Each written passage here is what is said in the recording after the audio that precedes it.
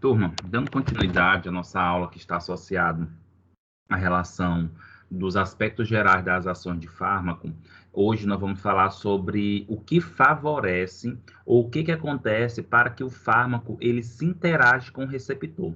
Só recapitulando o que nós falamos na última aula, que quando nós pensamos nessa interação fármaco-receptor, nós pensamos na ligação que a substância se liga ao receptor, que também é uma substância, que envolve essa questão da complementariedade, né? Para que as substâncias possam interagir, tem que ter uma complementariedade molecular. Consequentemente, as ligações, para favorecer essa interação fármaco-receptor, precisa ter ligações envolvidas na formação do fármaco e receptor. São as mesmas que ocorrem na ligação das proteínas, as quais determinam a estrutura das proteínas. Em outras palavras, eu estou querendo dizer para vocês que, para que um fármaco se ligue a um receptor e vice-versa, ele tem que fazer ligações ou interações entre átomos, entre elementos, entre grupos funcionais. Dentre essas ligações envolvidas ou interações fármaco-receptor, nós podemos destacar aqui as ligações covalente, interações iônicas, ligações de hidrogênio, interação de Van der Waals e interações hidrofóbicas. Todas são interações que podem acontecer entre a substância, que é o princípio ativo, e o receptor, que também é uma substância proteica. No geral, essas interações são ligações fracas e, como resultado, obtém-se normalmente interações reversíveis. O que seria isso? Essas ligações, elas acontecem, mas, ao mesmo tempo, elas são muito fáceis de ser quebradas. Por quê? Porque elas são ligações fracas. E isso é importante por um motivo. Os fármacos eles não ficam completamente ligados a esses receptores. Eles ligam, agem e desligam, encerrando a sua ação. Imagine só um fármaco ficando ali o tempo todo no receptor. A célula acaba sendo lesionada, a célula acaba levando a problemas. Lembrando, gente, que quando nós pensamos nessas ligações, nessas interações, um dos pontos principais que a gente tem que entender, o motivo, né, de acontecer essa interação em si, é o fato das substâncias serem constituídas por átomos, né, por elementos químicos. E o que isso favorece? De certo modo, turma, favorece com que as substâncias em si, elas têm a capacidade de interagir uma com a outra. Porque foi o que eu comentei para vocês na aula passada. Como as substâncias elas são formadas por átomos, consequentemente, elas precisam interagir entre si para se tornar completa, para que os átomos eles tenham aquela completude da camada de valência, tenha a quantidade de elétrons que a camada de valência possa permitir. Ainda nesse contexto, gente, a interação do complexo fármaco-receptor, lembrando que toda vez que eu falo complexo fármaco-receptor, é porque o receptor já está ligado à substância e vice-versa. Deve acontecer mediante condições bastante específicas. Então, para que aconteça essa interação entre a substância e o receptor, existem situações que favorecem isso acontecer. A primeira coisa é a complementariedade espacial entre o fármaco e o receptor, ou seja, entre o fármaco e o receptor, ou no receptor, tem que ter um espaço de interação, tem que ter um espaço de ligação com essa substância. Se vocês observarem essa imagem do lado direito da tela de vocês, nós podemos observar mais ou menos isso, né? Nós temos o receptor ao redor, tá? E nós temos um espaço interno a esse receptor. Consequentemente, a substância ela consegue completar esse espaço, que seria essa substância cheia de bolinhas coloridas, tá? Para que ocorra também essa especificidade da interação com a substância, é necessário que tenha, turma, ligação química, tá? É necessário que tenha ligação química. Então, dois pontos bastante importantes aí em relação à interação entre fármaco e receptor. Primeiro ponto, ligação química, e segundo ponto, essa complementariedade.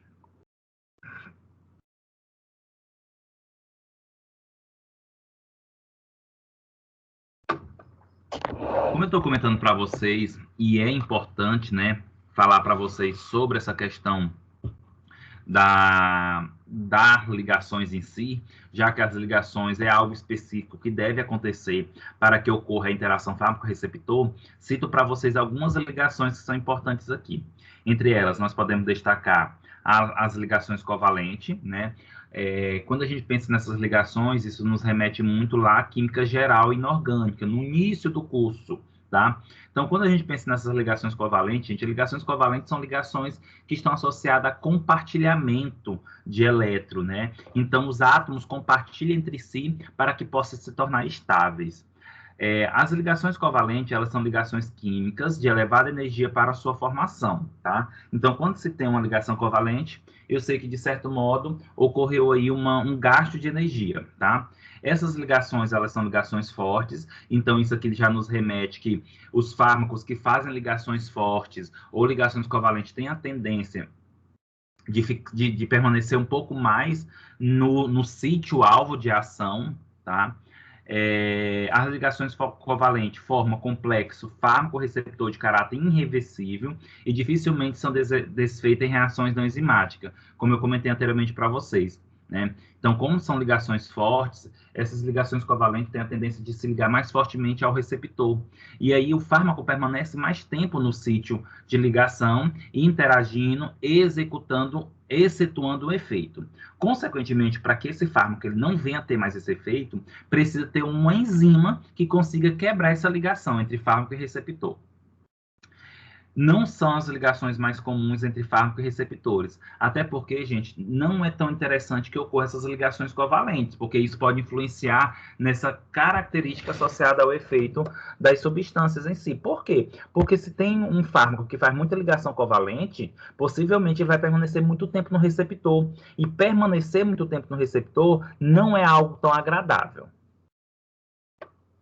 Quando eu falo não é algo tão agradável, porque, gente, a permanência da substância no receptor pode levar a muitos mecanismos intrínsecos celular. E aí a célula pode favorecer desordem nessa célula.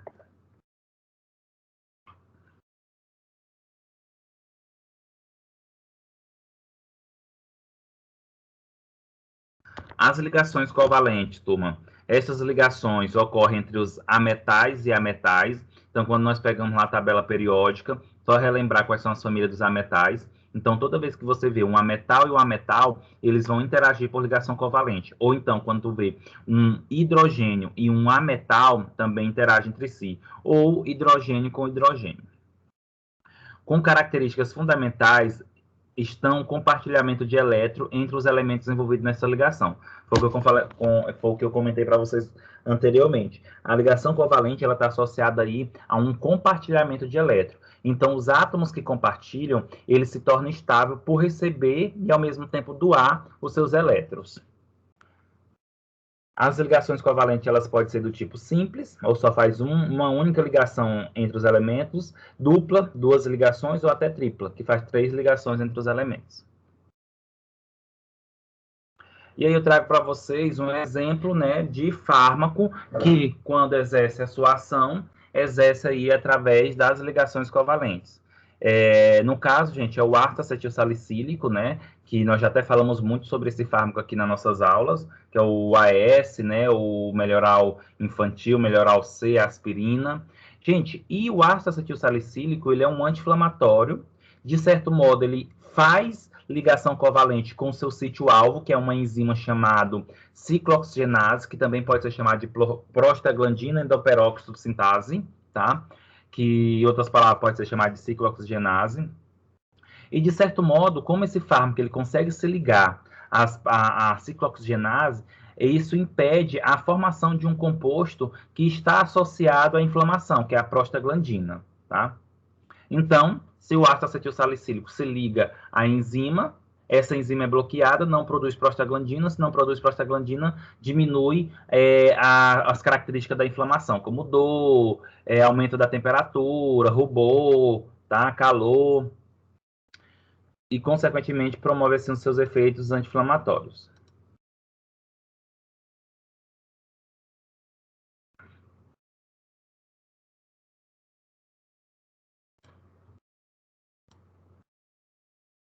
Ainda dentro desse contexto, né, associado a essas interações e ligações, também cito para vocês as interações hidrofóbicas, tá?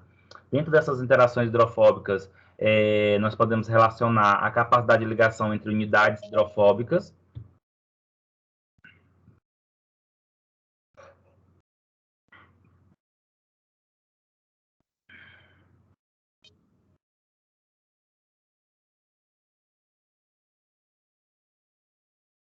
Só um momento, turma.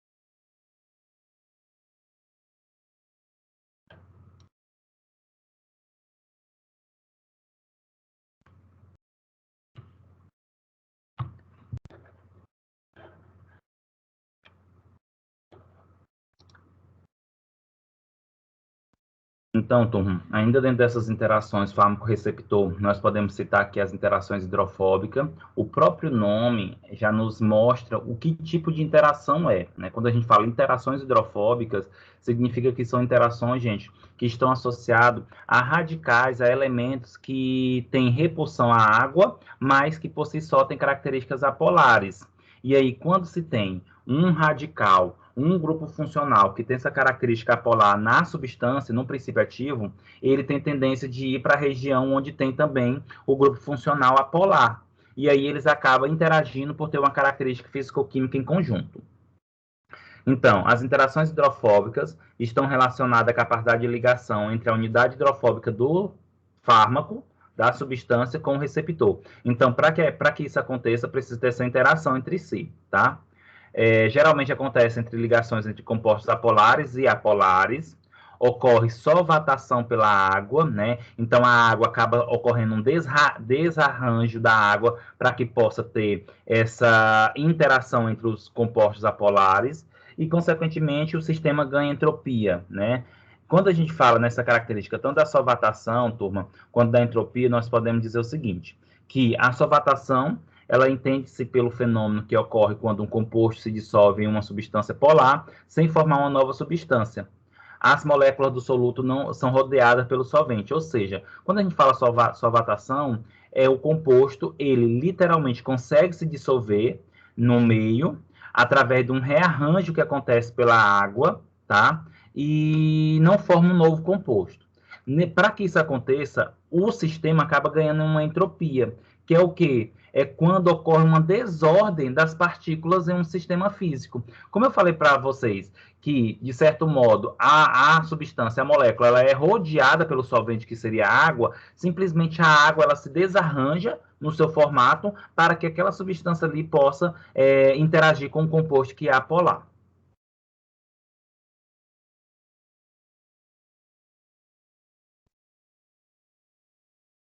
Um exemplo de interação hidrofóbica que pode acontecer, gente, é quando se tem o fator de agregação de plaquetas, né? Ou seja, a substância, que é o PAF, que é o fator de agregação plaquetária, tem a capacidade de favorecer a ligação entre as plaquetas em regiões que têm características hidrofóbicas, tanto das plaquetas, quanto também associado aí ao indivíduo, associado à substância, ao PAF. Para que as plaquetas seja ativada e promova a coagulação, é necessário que ocorra a ligação do PAF ao sítio hidrofóbico, ou seja, o PAF, que é a substância, se liga ao sítio hidrofóbico da plaqueta, porque o PAF também tem um sítio hidrofóbico. Lembrando que quando a gente fala interação hidrofóbica, é quando se tem porções das substâncias e do receptor que tem característica apolar, ou seja, é mais lipossolúvel.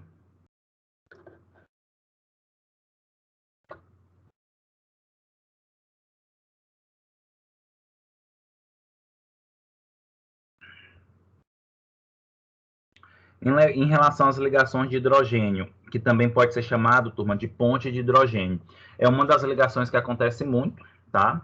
No meio.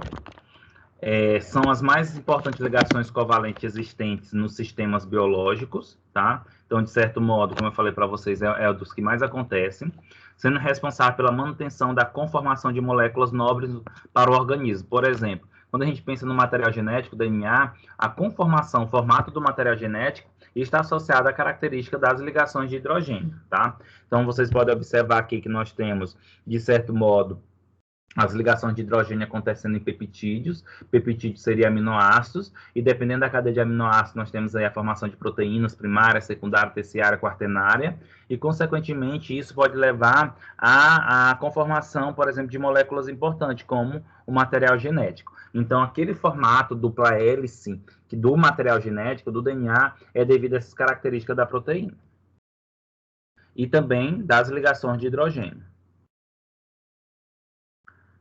Então, turma, quando a gente pensa nessas ligações de hidrogênio, é muito simples de nós compreendermos como é que acontecem, como também em que acontece. Então, quando nós pensamos nas ligações de hidrogênio, ou chamado ponte de hidrogênio, é importante nós compreendermos que são ligações que acontecem, gente, entre o hidrogênio e elementos muito eletronegativos. Quanto mais eletronegativo for, maior a probabilidade de fazer ligação com hidrogênio.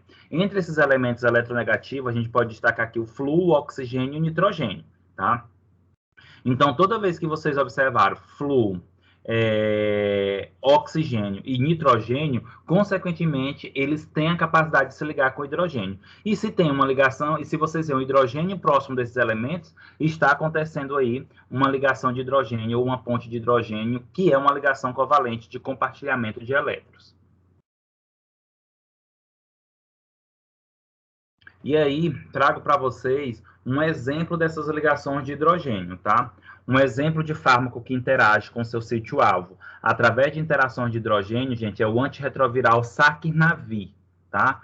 O Saquinavir, gente, é um antirretroviral, como vocês acabaram de escutar e está aí nos slides, que é utilizado, é um dos medicamentos que pode ser utilizado para o tratamento do HIV, tá? Principalmente pacientes que têm o HIV tipo 1. E como é que age esse medicamento? Esse medicamento ele é um inibidor da protease, que é uma enzima que tem a capacidade aí de transformar proteínas, obter proteínas importantes para a partícula viral, tá? Para a maturação do vírus. E quando se usa o Saquinavir ele acaba bloqueando essa enzima protease. E aí, bloqueando essa enzima protease, consequentemente, não vai ter substâncias essenciais para o vírus. E aí, se não tem substâncias essenciais para o vírus, ele não consegue se multiplicar, ele não consegue se desenvolver e a carga viral diminui. Agora vamos entender como é que acontece, né, essa interação, né, entre o Saquinavir e o receptor. Aí lembrando que o Saquinavir ele age sobre uma proteína, né, que é uma enzima, que é a protease. E aí, nessa protease, existe o local de interação do Saquinavir. Turma, se vocês observarem essa imagem, nessa imagem a gente pode observar o quê? Que nós temos, tanto na extremidade superior, como também na extremidade inferior, o receptor da protease, né? O local onde está o receptor da protease. E aí nós temos um monte de aminoácidos, né? Aspartato, glicina, tá? E isoleucina. Então, assim, esses aminoácidos aí fazem parte da enzima protease. Lembrando que enzima é um tipo de proteína especializada. E aí eu chamo a atenção para vocês para essa molécula toda preta, né, que está nesse espaço aí. Que essa molécula aí, gente, é o Saquinavir, tá? Inclusive, turma, só olhando para essa estrutura desse fármaco, sem saber que ele era um antirretroviral, eu posso dizer que ele é um antirretroviral.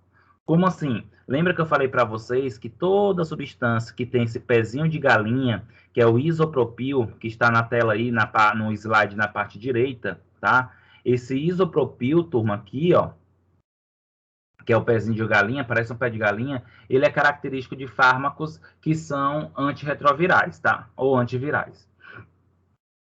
E aí, turma, se vocês observarem dentro desse contexto aqui do Saquinavir, ele está fazendo interação com os aminoácidos presentes na protease, no receptor, e nós podemos observar que tem várias interações entre hidrogênio e oxigênio, hidrogênio e oxigênio. Então, assim, todas essas interações aqui, gente, são ligações covalentes do tipo ponte de hidrogênio ou ligação de hidrogênio, tá? Então, o que vocês estão observando nessa imagem é uma interação de uma substância com um receptor de uma enzima, que é onde é o sítio-alvo de ligação, através de uma ligação covalente do tipo ponte de hidrogênio. E por último, turma, a gente pode citar aqui para vocês as forças eletrostáticas, tá? Quando a gente pensa nessas forças eletrostáticas, o que seria essa? De certo modo, gente, são aquelas ligações iônicas, tá? Onde um recebe elétron, outro perde elétron. São chamadas de forças eletrostáticas. Então, dentro das forças de atração eletrostática, que são resultantes da interação entre dipolos e outros entre cargas elétricas, nós podemos citar aqui os de carga elétrica, que seria a ligação iônica. Nesse caso, ocorre a atração entre cargas elétricas opostas presentes nas moléculas. Ou seja, então nós temos aí um átomo que está negativo e um átomo que está positivo, e eles acabam se atraindo por características eletrostáticas. Nós também temos a interação de polo, que neste caso ocorre mudança na nuvem eletrônica das moléculas, influenciada pela afinidade eletronegatividade dos átomos da molécula. Ou seja, de certo modo, nós temos uma molécula, e essa molécula aí, ela tem a capacidade, turma, de ter uma nuvem eletrônica, onde tem um perfil mais positivo e um perfil mais negativo. E, consequentemente, essa nuvem, ela pode favorecer a interação com outra substância através dessa nuvem eletrônica. Lembrando que tudo isso aqui, gente, acontece entre substâncias e receptores, essas interações.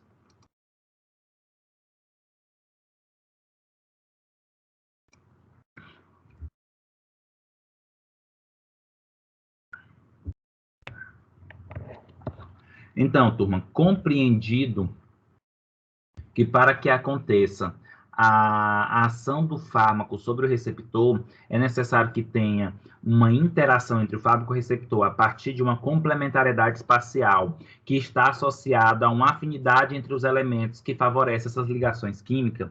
É importante nós compreendermos o seguinte: o modelo chave-fechadura proposto por Fischer é extremamente útil no entendimento dos eventos envolvidos no reconhecimento molecular entre fármaco e receptor. Perfeito. Nós entendemos esse encaixe, nós entendemos esse modelo aí, tá? Mas, olha só, no entanto, esta apresenta uma realidade parcial acerca dos eventos que de fato ocorrem no sistema biológico de interação fármaco-receptor.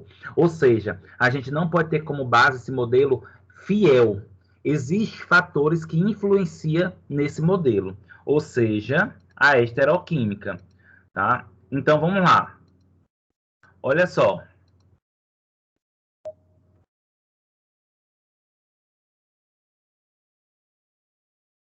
Olha só o que acontece, turma. Quando nós pensamos nessa estereoquímica e a conformação dos fármacos, é o seguinte: as ligações entre fármaco e receptor no sistema biológico são interações tridimensionais dinâmicas.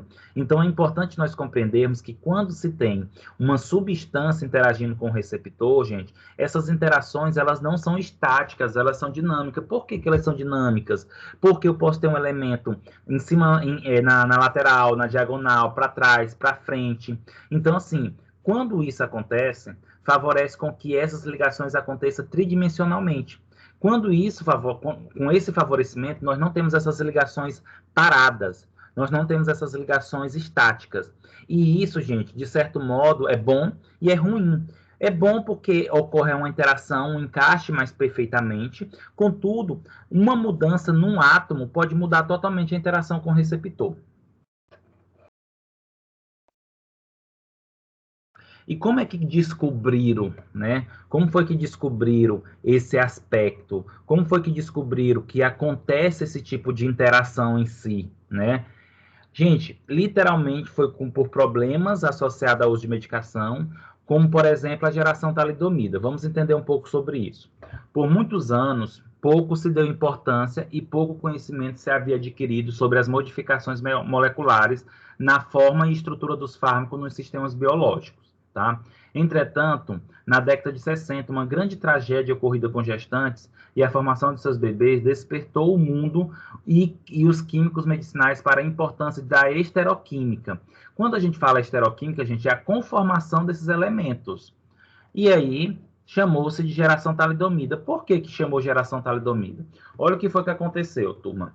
A talidomida, ela esteve no mercado pela primeira vez na Alemanha em 1º de outubro de 1957.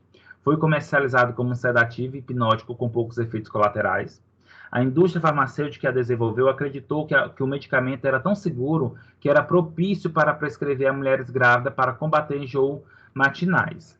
Só que não sabia-se, né, que a talidomida foi rapidamente prescrita a milhares de mulheres espalhada para todas as partes do mundo, em torno de 46 países.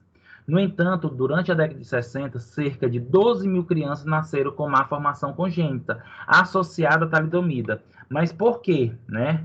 Porque a talidomida ela ocasiona o que nós chamamos de teratogenia. Essa teratogenia, gente, está associada a uma má formação do feto.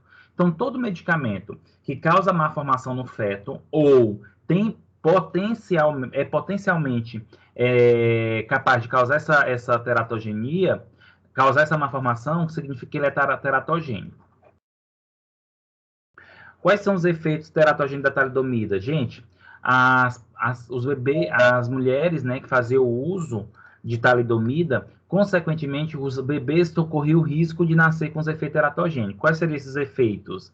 Né, que levava a ausência ou hipoplasia de membros, ou seja, os membros acabavam não crescendo, mas sim ficava atrofiado. Geralmente, o tórax era bem desenvolvido, mas os membros superiores e inferiores era pouco desenvolvido. Nesse sentido, gente, nós chamamos aqui que as pessoas nasciam com uma chamada de focomelia.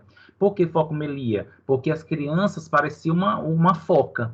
Né, o tórax, o tórax, abdômen muito bem, o tronco, né, muito bem desenvolvido, só que os membros superiores e inferiores não eram desenvolvidos, tá?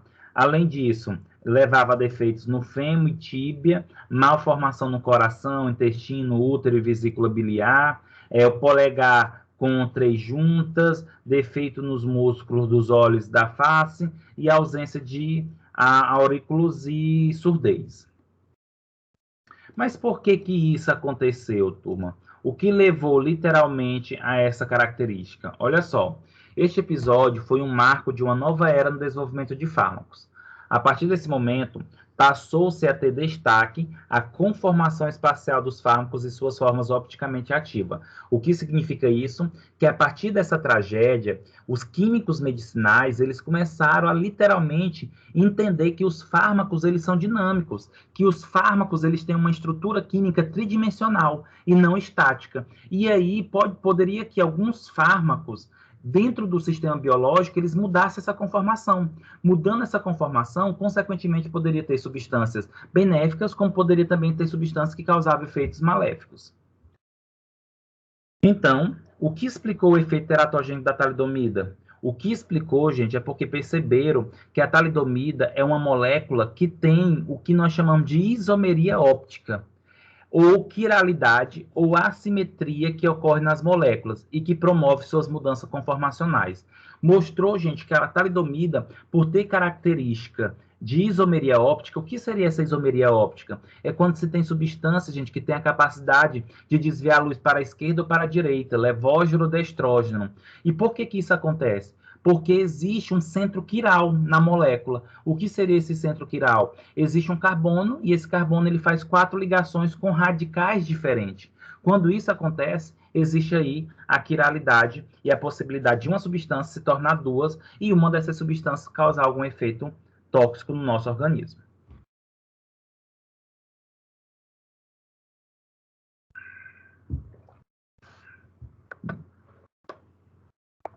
Turma, a isomeria óptica ou estereoisomeria estuda o comportamento das substâncias quando submetida a um feixe de luz polarizado. Os isômeros ópticos possuem a mesma fórmula molecular, mas são diferenciados por sua atividade óptica e às vezes por sua atividade biologicamente diferente. Então, turma, se vocês observarem essa substância aqui, essa substância ela tem um carbono e esse carbono ele faz 4 ligações diferentes, né? Nós temos aqui um ácido carboxílico, nós temos aqui um metil, nós temos aqui uma hidroxila e nós temos aqui um hidrogênio. Se vocês observarem, o carbono está fazendo 4 ligações diferentes, tá? Se ele faz 4 ligações diferentes, esse é o ponto quiral. Ou seja, ele tem a capacidade de favorecer a isomeria óptica.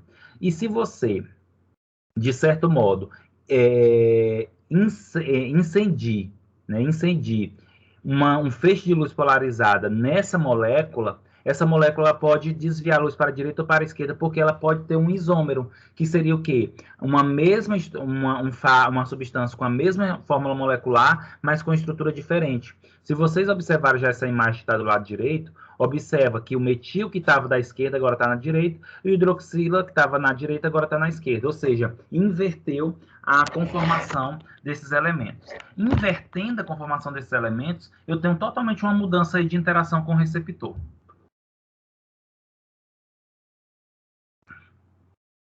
Então, turma, quando submetemos essas duas moléculas a um feixe de luz polarizada, notamos que uma delas desvia o feixe de luz polarizado para a direita, sendo denominado de destrógeno, e outra desvia para a esquerda, denominado de levógeno, né? E aí tem até esse exemplo aí do ácido lático, né? Que é o D de levógeno e o L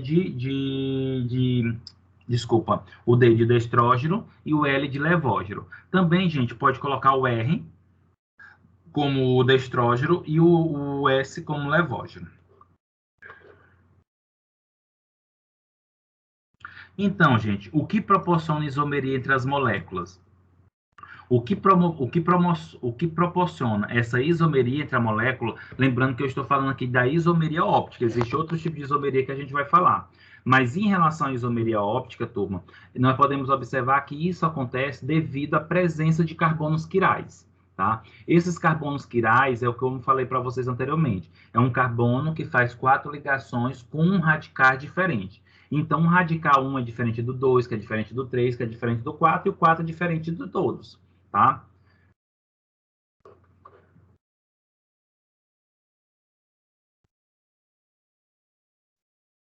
Então, turma, só para vocês observarem aqui essa imagem, né, do ácido lático, tá? Vocês observam aqui, não, que nós temos, de certo modo, o ácido lático, né, o ácido carboxílico, que é esse COOH, nós temos a hidroxila, nós temos o metil, que é o CH3, hidroxila é o hidrogênio, oxigênio e hidrogênio. Se vocês observarem, turma, de certo modo, o que nós podemos perceber aqui? Que nós temos aqui um carbono quiral. Por que que ele é um carbono quiral? Porque ele faz 4 ligações diferentes. Só que quando você, por exemplo, tenta sobrepor os dois isômeros, né, que seria o destrógeno e o levógeno, não sobrepõem um ao outro. Por quê? Porque apesar de ser uma estrutura molecular semelhante, a estrutura anatômica e espacial são diferentes, porque os elementos estão em posições opostas. Então, observa só, novamente, nós temos aqui o ácido lático do lado esquerdo e o ácido lático do lado direito, tá? Nessa primeira imagem. Observa que a hidroxila na primeira imagem está numa ligação para o lado direito. Só que quando eu vou para o seu isômero, o hidroxila já está do lado esquerdo. Então, se eu colocar essas duas imagens tentando sobrepor como se fosse a mão, eu não vou conseguir, porque os elementos estão em conformações ou espaços diferentes. Turma, só pegar uma água aqui.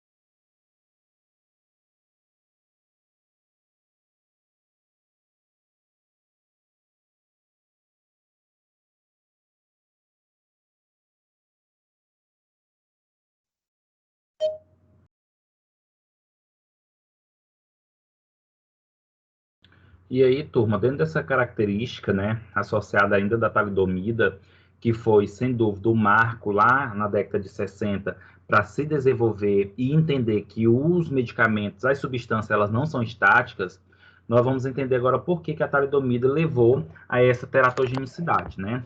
Então, olha só, a talidomida ela apresenta dois isômeros ópticos, tá? Ativos, os quais apresentam atividades totalmente distintas, tá? Então, quando nós pensamos aqui, por exemplo, a talidomida ela tem os isômeros, né? O exemplo, o isômero S e o isômero R. Lembrando que quando a gente fala dos isômeros é porque tem duas substâncias que são semelhantes molecularmente, mas estruturalmente são distintas. E aí o isômero R é aquele que desvia a luz para a direita e o isômero S é o que desvia a luz para a esquerda. Então, quando você pega, por exemplo, a molécula de talidomida, tá? Quando você pega essa molécula da talidomida, nós podemos observar que o isômero S, ele tem um efeito teratogênico, que é o efeito que levou à má formação de crianças, enquanto o isômero R, ele tem um efeito sedativo e hipnótico, que é o efeito farmacológico esperado, tá?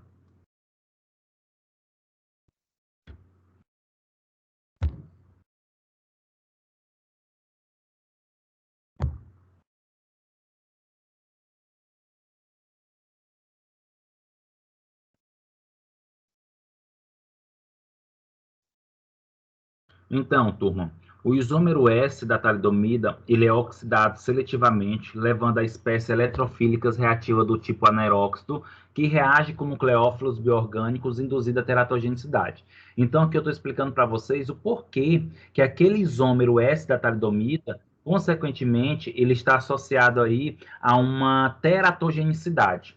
Um dos motivos é porque ele se torna um radical livre, né? Ele acaba sendo oxidado, produzindo espécies reativas de oxigênio e, consequentemente, leva à peroxidação de membrana, má formação, porque ocorre a produção desses radicais livres. Enquanto o isômero R, que é o isômero que causa o efeito esperado da talidomida, que é o efeito sedativo e hipnótico, ele leva esse efeito porque a posição que se encontra os radicais é a posição que favorece o encaixe na molécula. Além disso, turma, eu trago para vocês um outro exemplo de fármaco que é um esteroisômero clássico, tá? Que é o propranolol, né? O propranolol, ele é um fármaco antihipertensivo que age por bloqueio de receptores beta-adrenérgicos. Tem várias aplicações além de ser antihipertensivo, tá? E, consequentemente, Enzo e Stend, eles propôs o mecanismo de ligação, né, do propanolol e, consequentemente, eles conseguiram observar que o propanolol ele é um fármaco que também tem sua isomeria, que também tem um ponto quiral, mas a posição em que se encontram os elementos favorece algumas ligações de interação com o receptor, que favorece essa complementariedade e, consequentemente, o efeito dele antihipertensivo.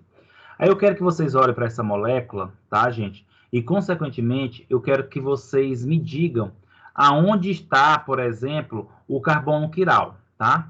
Então, aqui, aonde aqui está o carbono quiral nesta molécula? Além disso, quais são os grupos funcionais que estão presentes nessas moléculas aqui, que pode favorecer a ligação com o receptor? Vou dar 2 minutinhos só para vocês olharem para a molécula e ver se vocês encontram esse carbono quiral, porque lembra, se tem isomeria óptica, tem carbono quiral.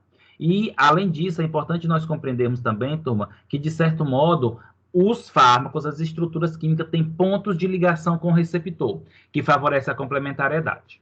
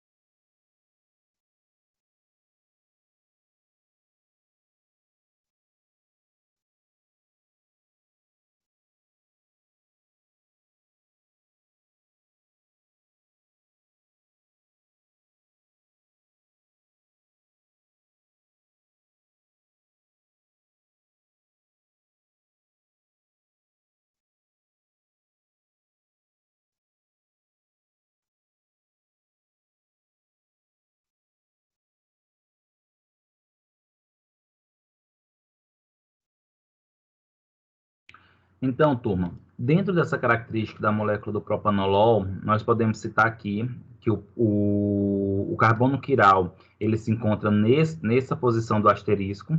Por que eu sei que aqui tem um carbono quiral? Porque aqui eu tenho um carbono e ele faz ligação com esse radical que é a hidroxila, com esse outro radical que tem um grupamento amino e esse outro radical que tem um grupamento aqui éter. Consequentemente, ele também faz uma ligação aqui com o hidrogênio, porque o carbono ele tem que fazer 4 ligações.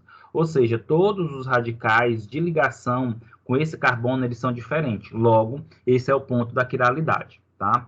Além disso, turma, nós temos aqui, nesse círculo, uma cadeia aromática, que, consequentemente, vai fazer ligação hidrofóbica. Nós temos aqui uma hidroxila, que possivelmente vai fazer ponte de hidrogênio. E nós temos aqui o grupamento amino, que pode fazer a ponte de hidrogênio ou ligação covalente ou iônica, dependendo do receptor. Então, nós temos aqui o grupamento naftílica ou naftília, que leva a realizações e interações hidrofóbicas com o sítio receptor beta-adrenérgico. Nós temos o grupamento hidroxila, que realiza interações de tipo ponte de hidrogênio com o sítio receptor não beta-adrenérgico. E nós temos o grupamento amino, que se ioniza em meio fisiológico, gerando carga elétrica que se liga por íon dipolo no sítio receptor. Consequentemente, turma, por ter essa característica de isomeria óptica, né, por ter essa característica de isomeria óptica, o propanolol ele tem os seus isômeros S e R. Lembrando que o isômero S ele desvia a luz para a esquerda e o isômero S desvia a luz para a direita. O propanolol, que é o isômero S, ele consegue realizar as 3 ligações químicas com o receptor e tem atividade potensora. Ou seja, como eu sei a posição das ligações dos grupamentos com os receptores, consequentemente, essa ligação acontece. Se as 3 ligações acontecem com o receptor, vai ter uma ligação perfeita, uma complementariedade e vai ter atividade potensora. Contudo, quando você pega o isômero R, que desvia a luz para a direita, o que acontece? Ocorre uma rotação nos radicais. A hidroxila, em vez de estar agora embaixo, ela vai estar em cima, e o hidrogênio, em vez de estar em cima, vai estar embaixo da posição do carbono quiral. Nesse sentido, o que acontece? Devido à rotação na molécula, esse perde sua ligação por ponte de hidrogênio, perdendo assim a atividade potensora, e ganha atividade indesejada de inibição da metabolização tiroidiana do T3 e T4. Ou seja, uma mudança só na conformação, gente, só porque não vai ter mais a ponte de hidrogênio, que acontece aí com a hidroxila, e essa substância ela passa agora a interagir com enzimas lá no metabolismo dos hormônios T3 e T4. E aí o indivíduo tem problemas associados à tireoide.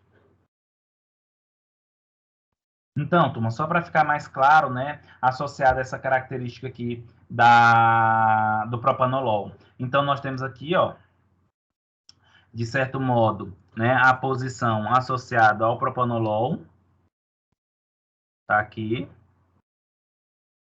certo?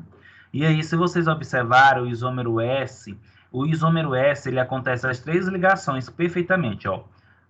Hidrofóbica com receptor na esquerda, a ponte de hidrogênio aqui no grupamento amina, tá? Desculpa, a ponte de hidrogênio aqui na hidroxila e a ionização aqui no grupamento amina. Perfeito. O isômero S, ou seja, tem atividade potensora. Mas quando a gente vai já para o isômero R, ele consegue fazer interação hidrofóbica, pode até fazer interação hidrofóbica, a ionização e o dipolo no grupamento amino, mas observe que a hidroxila ela mudou de posição. Ela estava embaixo, agora ela está em cima e não consegue fazer a ligação com o hidrogênio. Não acontecendo isso, não tem interação com o receptor. E aí essa substância fica livre para interagir com outras substâncias, como, por exemplo, na metabolização dos hormônios tiroidianos.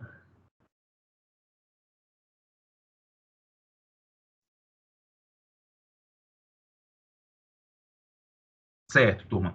Então, falei para vocês, né, aprendemos de certo modo da característica mais associada aí à esteroquímica, né, que é a isomeria óptica. Mas olha só, assim como em fármacos que possuem centros ópticos ativos, em suas moléculas ocorrem diferentes interações devido aos rancematos presentes em suas conformações espaciais. Em moléculas que apresentem dupla ligações, também pode haver isomeria. Então, assim, não existe somente isomeria óptica, existe outro tipo de isomeria, que é o que a gente vai começar a estudar agora, tá? Ou seja, olha só, nós temos a isomeria com dupla ligação, que pode ocorrer através da isomeria geométrica. Então, gente, eu já estou falando agora de uma outra isomeria que pode acontecer nos fármacos. Só um momento.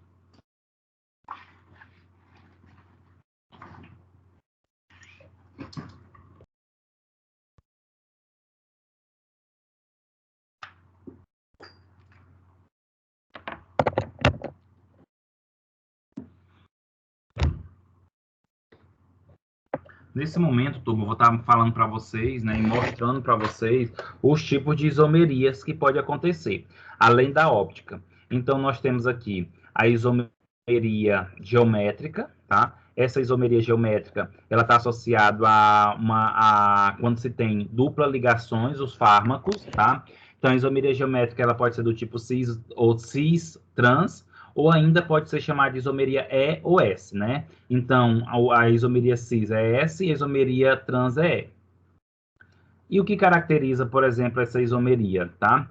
Essa isomeria ela pode acontecer tanto em compostos com cadeias abertas que tenham dupla ligação, ou em compostos com cadeias cíclicas que tenha ou em compostos com cadeias cíclicas. Então, olha só, a isomeria geométrica cis-trans ocorre quando um par de isômero apresenta a mesma fórmula molecular, mas são diferentes em suas fórmulas estruturais. Na verdade, toda isomeria ela tem essa definição. Toda isomeria ela vai ter esse conceito aí, tá? Molecularmente são iguais, mas estruturalmente são diferentes, a sua conformação.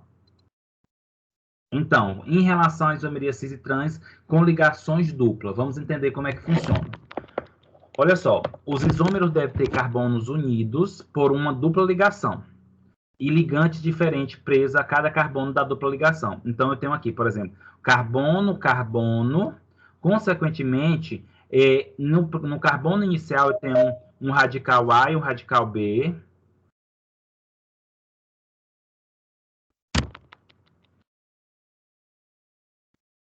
Eu tenho um radical A e um radical B, e no segundo carbono eu tenho um radical C e o radical D, tá? Olha só, gente. Seja essas ligações dupla entre carbono e carbono, seus ligantes A, B, C, D, a condição para que ocorra isomeria geométrica cis-trans deve ter seus ligantes A e B diferentes, C e D diferentes. Então, eu tenho dois carbonos, esses dois carbonos fazem ligação dupla. E se os radicais dos carbonos individualmente forem diferentes, eles têm tendência de fazer ligações cis e trans.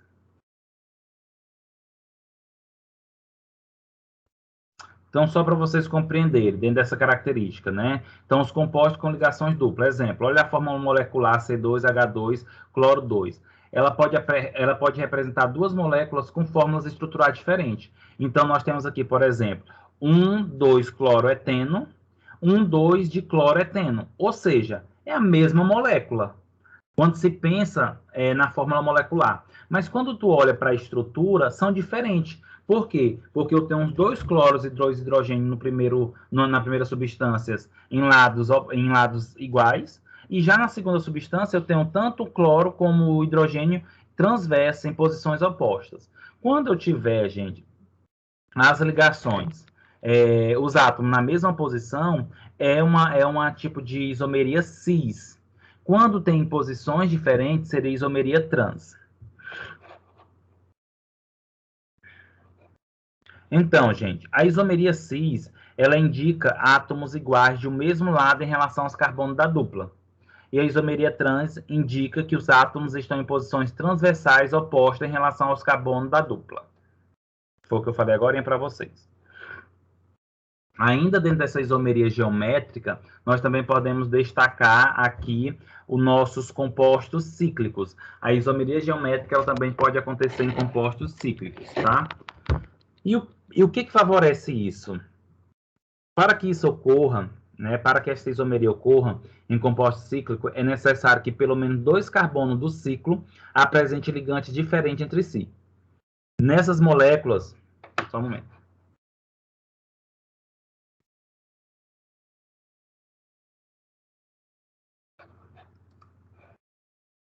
Então, turma, observa essas moléculas e vamos ver se elas se enquadram dentro dessa característica, né?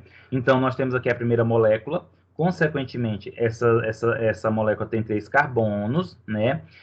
Se vocês observarem os 2 carbonos da parte inferior, esse carbono inicial ele é formado por uma ligação com hidrogênio e com cloro.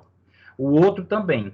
Logo, se é uma cadeia cíclica e tem pelo menos 2 carbonos que estão fazendo ligações entre o carbono, do carbono com a radical diferente, ele se enquadra nessa isomeria geométrica, tá? E aí, lembrando, quando nós temos dentro dessa isomeria, né, lados opostos, trans, e lados semelhantes, cis. Tá? Então, nós temos aqui, por exemplo, quando nós pensamos nesses compostos cíclicos aqui, por exemplo, cis 1,2 de bromo ciclopropano, né? Aliás, propano. Trans, 2 de bromo propano. Se vocês observarem, então, por que esse daqui é cis? Porque os bromos estão do mesmo lado. Por que o outro é trans? Porque os bromos e o hidrogênio estão em lado opostos. Além disso, turma, é importante também nós compreendermos, né, que uma outra forma de ocorrer isomeria é através da isomeria planar ou de posição.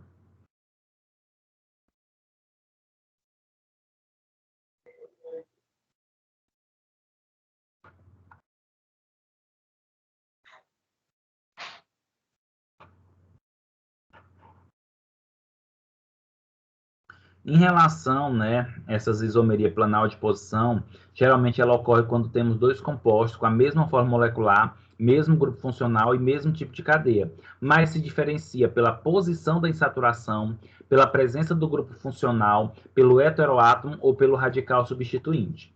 Então, em relação ao heteroátomo, olha só, gente, que é uma isomeria de posição do tipo heteroátomo, a presença do heteroátomo. Lembrando, gente, que heteroátomo é um elemento que está entre carbonos, que é diferente de carbono e de hidrogênio, tá? Então, heteroátomo é todo elemento que aparece entre 2 carbonos na cadeia, que não é hidrogênio, tá? Geralmente nos ésteres, éteres, aminas e amidas, aparecem os heteroátomos do tipo oxigênio e nitrogênio em diferentes posições. Turma, se vocês olharem para essas 2 substâncias aqui, para essas 2 estruturas, nós temos aqui o etoxetano e o metoxetano. O etoxetano, se vocês observarem, basicamente molecularmente tem a mesma quantidade de carbono, a mesma quantidade de hidrogênio e a mesma quantidade de oxigênio, tá? Contudo, observa que os oxigênios estão em posições diferentes. Gente, só o fato de estar em posição diferente, isso já muda toda uma cadeia. Isso muda toda uma interação que tem aí com os compostos. Consequentemente, essa posição do heteroátomo é o que diferencia essa substância. Por isso que fala que é uma... Por isso que fala, turma, que é uma isomeria de posição. Nós também aqui temos, turma, a posição do grupo substituinte em compostos cíclicos, né? Então, olha só, se o anel aromático já tiver um átomo ou um grupo de átomos ligado ao anel benzênico, as substituições posteriores serão influenciadas por ele. Ou seja, dizemos que este grupo é um orientador das substituições de hidrogênio desse anel. O que significa essa de posição do grupo substituinte? Significa que nós temos um radical, que ele é o mediador, ele é o orientador, e ele vai induzindo a outros radicais a estar em posições diferentes, tá? E aí nós temos o que nós chamamos de orto, meta e para, tá?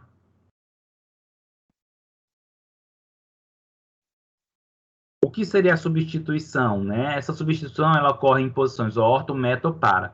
Quando a gente fala em posições orto, meta ou para, a gente pode citar esta imagem aqui. Essa primeira substância é orto, porque está no carbono após o grupo substituinte, né? No primeiro carbono após o grupo substituinte, no radical substituinte. Esse daqui do meio é o meta, porque está no segundo carbono após o grupo substituinte. E esse daqui é o para, porque está no terceiro carbono após o grupo substituinte. Então, turma, de certo modo, é importante nós compreendermos que toda essa característica aqui, ela pode influenciar o quê? Ela vem influenciar o efeito que a substância ela pode ter no nosso organismo. Por quê? Uma mudança espacial, uma mudança conformacional, por causa dessas isomerias, pode mudar totalmente a ligação da substância com o receptor. E ainda tem outro problema, muda aonde deveria agir, e, além disso, pode agir em locais que não deveria agir, levando a efeitos adversos colaterais, como foi o exemplo da talidomida.